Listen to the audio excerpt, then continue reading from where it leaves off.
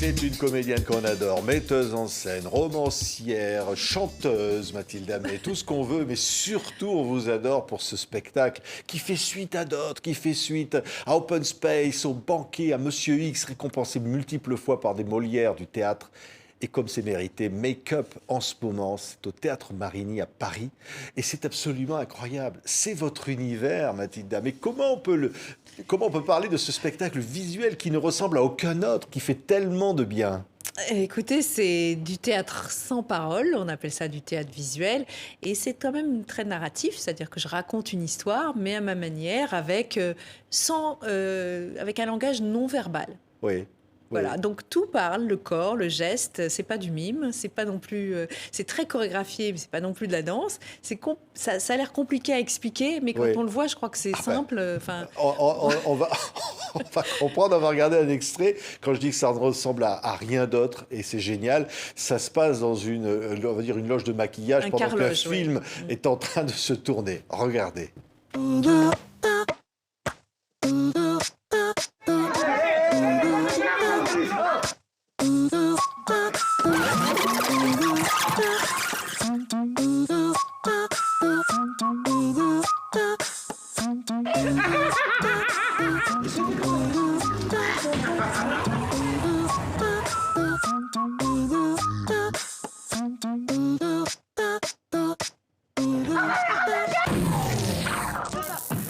Non, mais moi j'ai vu ce spectacle, Mathilda. C'est difficile de se rendre compte comme ça quand on voit ces images-là, mais c'est absolument incroyable. Parce que Merci. tous les comédiens, c'est vertigineux, parce que c'est du mime.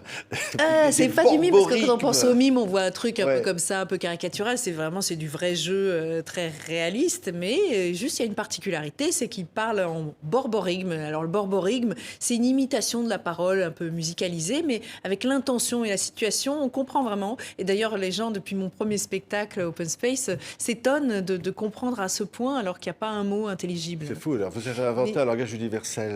C'est parce Bon, que c'est là, pas moi qui l'ai inventé. Je pense que Jacques Tati avait déjà fait ça dans ses films. C'est-à-dire qu'on devine un peu la musique des mots sans comprendre vraiment les mots.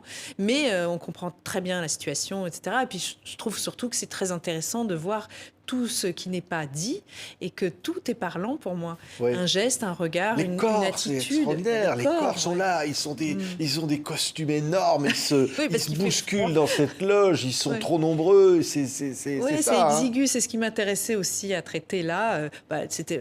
C'est une vision c'est une journée de tournage d'un film de cinéma, mais vue uniquement par le prisme de ce carloge maquillage.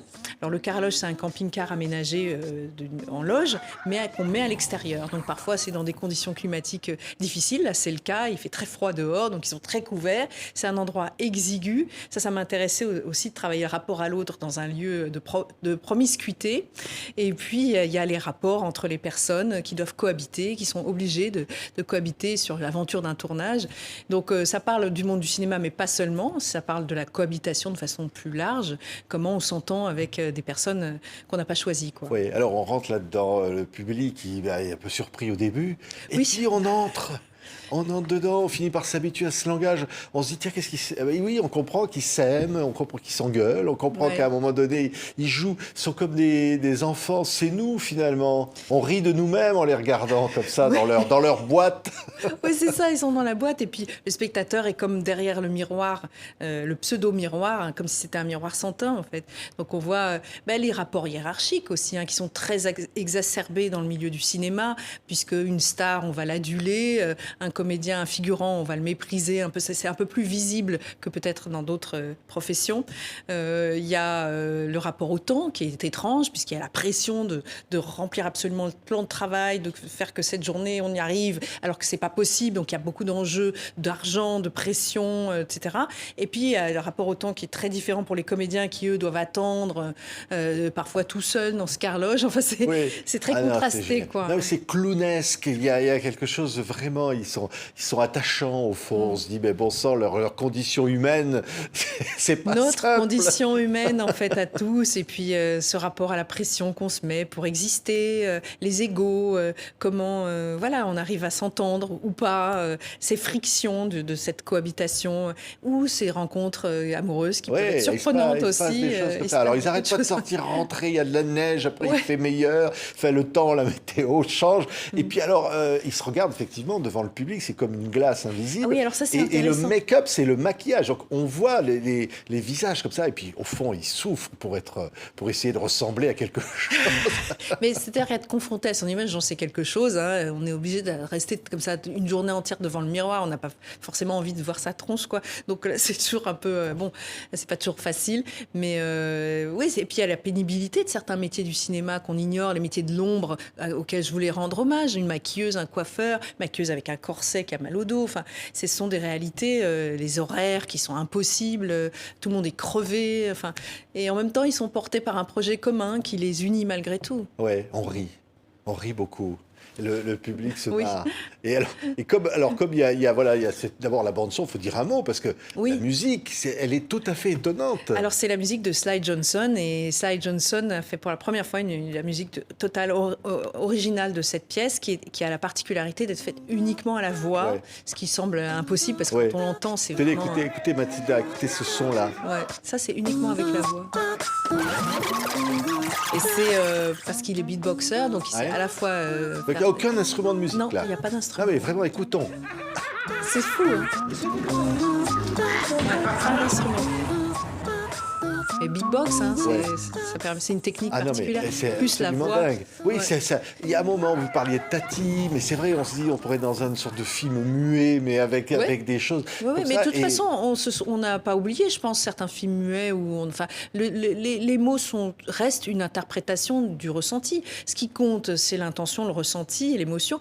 Il n'y a pas que les mots, enfin, pour se comprendre, pour communiquer, voilà, il y a beaucoup d'autres façons de raconter des histoires. Hein. Ouais, moi j'étais estomaqué par les comédiens et les comédiennes. Ah oui, ils sont J'ai formidables. vraiment envie de donner leur nom, parce Oui, que si vous allez voir allons-y. cette pièce, il faut aller voir cette pièce au Théâtre Marigny. Arnaud Maillard, Marc Moril, Patrick Mazet, Yannick Mazzilli, Anouk Vial et Deden Volkanovich. Ouais. Je dis leur nom parce que vraiment, chapeau. Ils sont Chapeau, pas très mais connus ils du font grand des trucs, public, mais ce sont des grands comédiens, interprètes, et puis qui ont des talents au pluriel. Ils sont à la fois musicaux, il faut être musical. J'utilise le ralenti, j'utilise l'accéléré, Ah oui. donc il faut quand même être dans le corps et puis avoir une musicalité.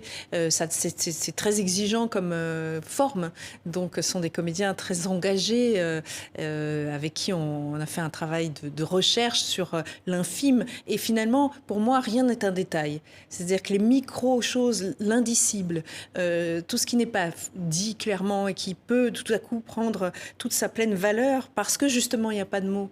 Donc, c'est très intéressant de travailler sur l'ampleur, la force évocatrice d'un simple geste. Ouais. Ah, moi, je trouve que c'est génial aussi que c'est que le spectateur choisit ce qu'il a envie de regarder sur la scène. Il se passe plein de choses en même temps, chaque personnage. C'est assez oui, dense, vous ouais. choisissez d'en regarder un, et puis après, tiens, je vais voir qu'est-ce qu'il fait l'autre. Et donc, le spectateur lui-même se promène dans Oui, et puis il l'histoire. y a des focus aussi, ça permet de faire des gros plans. En fait, cette approche sans parole rend le spectateur un peu plus observateur et ça permet de faire vraiment des focus, de se rapprocher du ressenti. Le fait aussi qu'il se regarde souvent par le biais du miroir fait qu'on a, ce qui n'est pas toujours le cas, on enlève ce qu'on appelle le quatrième mur, qui est le mur face public.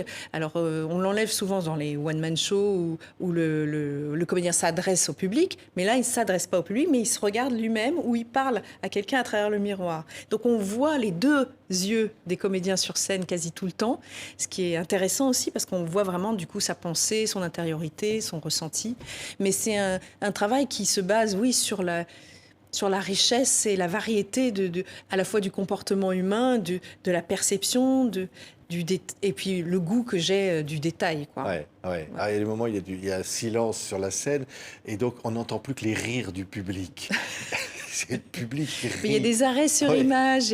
Enfin, je m'amuse aussi avec la forme un peu même cinématographique. Il y a du sound design, ce qui est plutôt utilisé au cinéma, à l'amplification des sons.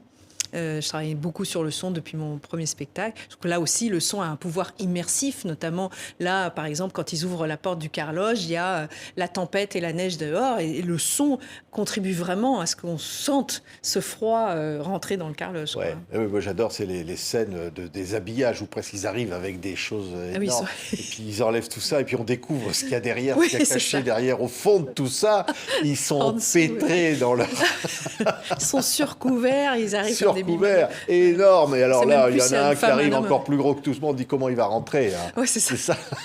Ça s'appelle Make-up. Alors, je dis ça, mais c'est un spectacle universel. Débarrasser du langage, qu'est-ce que ça fait du bien en fait, comme ça. Je crois que ça soulage, non? On J'ai va à l'impression. l'essentiel comme ça de Ouais. l'humain. Donc ça peut Oui. être montré en Afrique, ça peut être montré, je sais pas, n'importe où. Ce qu'on disait, le premier film muet, c'était La Ruée vers l'or de Chaplin, avait été montré à des Esquimaux et ils riaient de la même manière que riaient voilà. les New-Yorkais ou d'autres. Eh C'est oui. universel. Et ça, c'est formidable pour Make-up. Bah écoutez, oui, j'aimerais bien que ça puisse sortir des frontières françaises éventuellement, mais c'est vrai que bon, j'ai pas pensé à ça en écrivant mes spectacles, mais je trouve que c'est une forme qui permet d'aborder de créer une proximité peut-être plus grande entre le spectateur et le comédien, de le rendre plus observant et donc de donner une acuité plus grande à la perception, au ressenti, à être plus connecté, plus proche peut-être. Et puis, je trouve intéressant aussi de se débarrasser de ce qui nous... Enfin, on est quand même submergé de mots et la plupart du temps dans les environnements quotidien, on est submergé aussi de paroles creuses. On a beaucoup de... On est même anesthésié parfois par certaines musiques, en fait, de la parole quotidienne.